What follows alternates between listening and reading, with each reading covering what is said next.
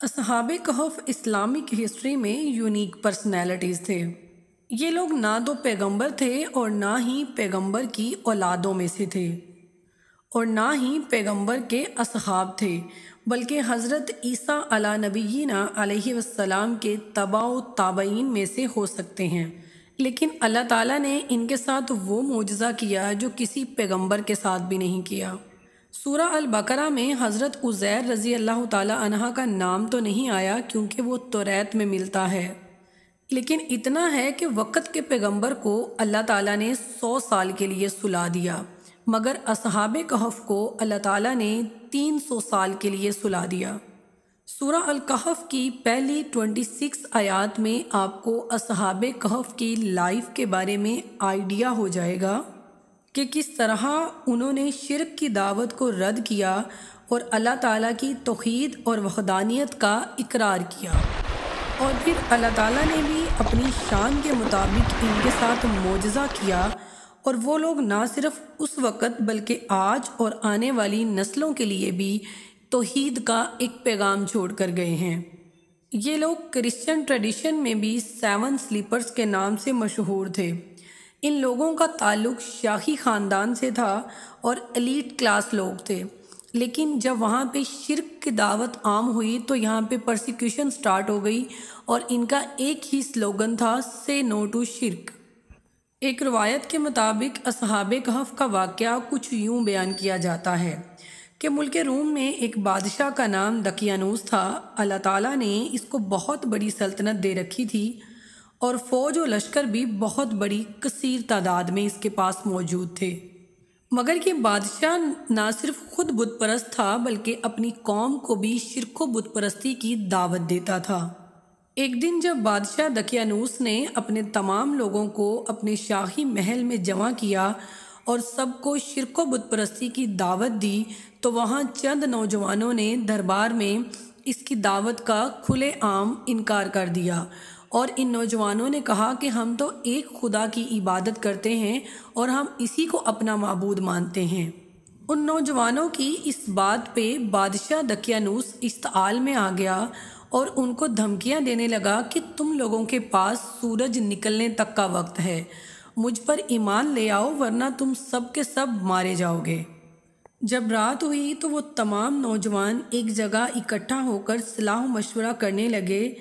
اور کہنے لگے کہ یہ ملعون ہم کو ہر روز ستاتا ہے اور خدا ہونے کا دعویٰ کرتا ہے اور سب سے اپنے آپ کو سجدہ کرواتا ہے۔ اب ہم کو واجب ہے کہ اس کی خدمت کرنے سے باز رہیں اور یہاں سے کسی طرف نکل جائیں اور اپنے خالق ارض و سما کی عبادت کریں، جو آخرت میں ہمارے مرنے کے بعد کام آئے گی۔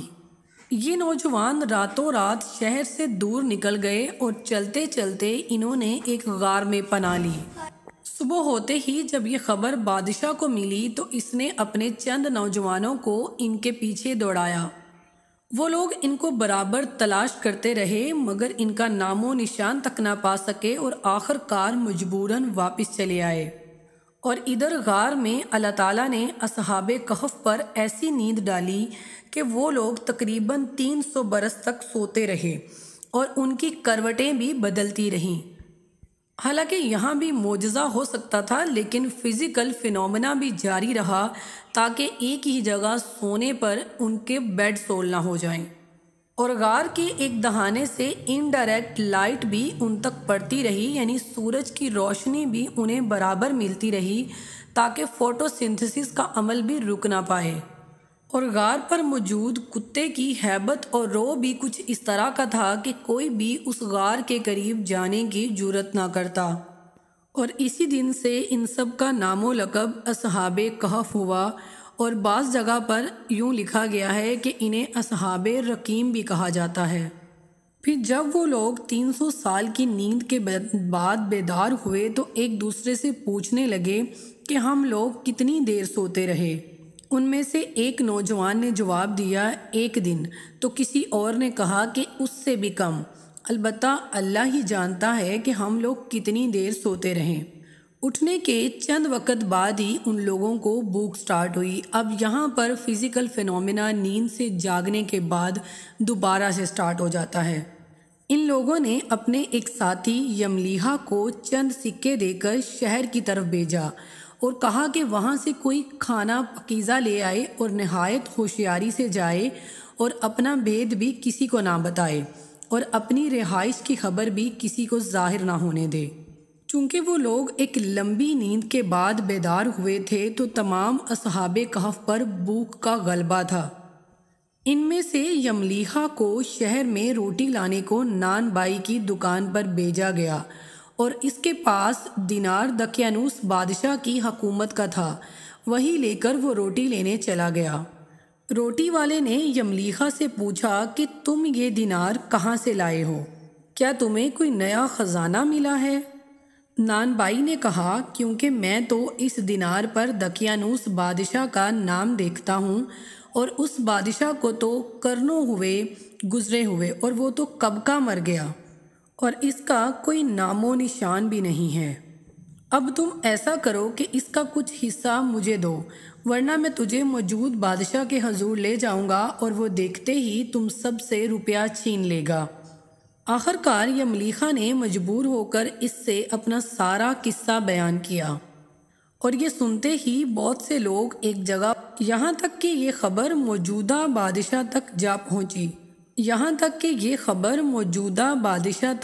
پہنچی اور اب اس ملک پر بادشاہ بیدروس کی حکومت تھی۔ بادشاہ بیدروس انتہائی نرم مزاج اور عادل انسان تھا۔ اس نے یملیحا کو اپنے حضور طلب کر لیا اور یملیحا سے اس کی گزری ہوئی ساری حقیقت پوچھی۔ بادشاہ کے پوچھنے پر یملیحا نے بتایا کہ ہم لوگ 7 آدمی ہیں اور ہم نے بادشاہ دقیانوس کے ظلم سے بچنے کے لیے ایک غار میں پناہ لی تھی، اور ایک مدت کے بعد جب ہم لوگ نیند سے بیدار ہوئے تو بھوک سے بےتاب ہوئے اور برداشت نہ کر سکے، اور باقی لوگوں کو وہیں بٹھا کر میں اکیلا کھانا لینے کے لیے شہر میں آیا ہوں۔ بادشاہ کو یہ تمام باتیں سن کر بہت تعجب ہوا اور بادشاہ نے علماء تواریخ جاننے والوں کو بلوایا اور پھر ان سے پوچھا کہ کیا تم لوگ بتا سکتے ہو کہ بادشاہ دقیانوس کون سے زمانے سے گزرا ہے؟ تو ان علماء نے بتایا کہ بادشاہ جہاں پناہ، جو باتیں یملیحا نے آپ سے عرض کی ہیں وہ سب سچ ہیں۔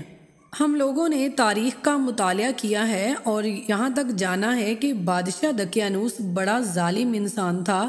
اور سابقہ زمانہ میں یہ اب گزر چکا ہے۔ ان دنوں روم کے لوگ ایک عجیب سے فتنے کا شکار ہو گئے تھے اور بادشاہ بیدروس اپنی قوم کی ہدایت کو لے کر انتہائی پریشان تھا۔ وہ لوگ اللہ کو تو مانتے تھے لیکن ان لوگوں کا قیامت پر سے یقین اٹھ چکا تھا، یعنی وہ لوگ یہ سمجھتے تھے کہ جب انسان دنیا سے چلا جاتا ہے تو وہ دوبارہ زندہ نہیں ہو پائے گا۔ لیکن یملیحا کی کہانی سننے کے بعد بادشاہ بیدروس کے دل میں امید کی ایک کرن جاگی۔ بادشاہ بیدروس اپنے چند سپاہیوں اور قوم کے لوگوں کو لے کر اصحاب کہف کی غار کی طرف نکل پڑا۔ اصحاب کہف چند وقت کے لیے اپنی غار سے باہر آئے اور اپنا تمام تر قصہ تمام لوگوں کے ساتھ شیئر کیا، لیکن اس کے بعد وہ لوگ دوبارہ اپنی غار میں چلے گئے۔ کچھ لوگوں کا کہنا ہے کہ اصحاب کہف کی قبریں بھی اسی غار میں بنا دی گئی ہیں،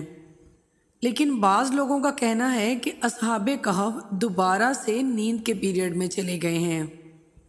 اور ایک روایت میں ہے کہ اصحاب کہف کے لیے اللہ تعالیٰ نے فرشتے مقرر کیے ہوئے ہیں جو ان کو پہلو بہ پہلو سلاتے ہیں اور ان کی کروٹیں بھی بدلتے رہتے ہیں، اور بہشت کے پنکھے سے ان کو ہوا کرتے ہیں اور گرمی اور سردی وغیرہ ان کو نہیں لگتی، اور دیکھیں جب دھوپ نکلتی ہے تو ان کی غار سے بچ کے جاتی ہے تاکہ گرمی اور سردی کا اثر ان پر نہ پڑے، اور وہ سب لوگ میدان میں ہیں، اور یہ اللہ تعالیٰ کی قدرتوں کی ایک نشانی ہے، اور جس کو اللہ تعالیٰ چاہتا ہے وہی سیدھی راہ پاتا ہے، اور جس کو وہ گمراہ کر دے تو پھر کوئی اس کو سیدھی راہ دکھانے والا نہیں، اگرچہ اس کے قریب ہی رفیق کیوں نہ ہوں۔ اور ایک روایت میں اصحاب کہف کے بارے میں کچھ یوں آیا ہے کہ وہ سب لوگ سوتے ہیں لیکن ان کی آنکھیں کھلی ہوئی ہیں تاکہ کوئی بھی دیکھنے والا یہ سمجھے کہ وہ جاگتے ہیں، اور اللہ تعالیٰ نے اس جگہ پر دہشت رکھی ہے تاکہ لوگ اس جگہ کو تماشا نہ بنا سکیں اور وہ اس سبب سے بے آرام ہو جائیں۔ اور ان کے ساتھ ایک کتا بھی لگ گیا تھا، وہ بھی انہی کے ساتھ ہے۔ اصحاب کہف کے بارے میں بعض جگہ پہ یہ کہا گیا ہے کہ وہ لوگ حضرت عیسیٰ علیہ السلام کے قبل زمانے سے غار میں گئے تھے، اور بعض لوگوں کا یہ ماننا ہے کہ وہ حضرت عیسیٰ علیہ السلام کے زمانے میں ہی غار میں چلے گئے تھے اور وہ لوگ انجیل پر ایمان لائے تھے، لیکن اکثر کا قول یہ ہے کہ اصحاب کہف کا دین و مذہب ان کا خدا کے علاوہ کسی کو معلوم نہیں۔ اور بعض مفسرین کی قیاس آرائیاں ہیں کہ جب دجال کے خاتمے کے لیے امام مہدی علیہ السلام اس دنیا میں ظہور کریں گے تو اصحاب کہف بھی اپنی قبروں سے نکل کر ان کے قافلے میں شامل ہو جائیں گے۔ بہرحال حقیقت حال تو اللہ ہی جانتا ہے، لیکن اصحاب کہف کی سٹوری سے ہمیں یہ سبق ملتا ہے کہ جو شخص بھی اللہ تعالیٰ کی توحید پر قائم رہے گا اور صرف اسی سے مدد مانگے گا تو پھر اللہ بھی اپنی رحمت کے مطابق اس کے لیے اسباب پیدا کرے گا۔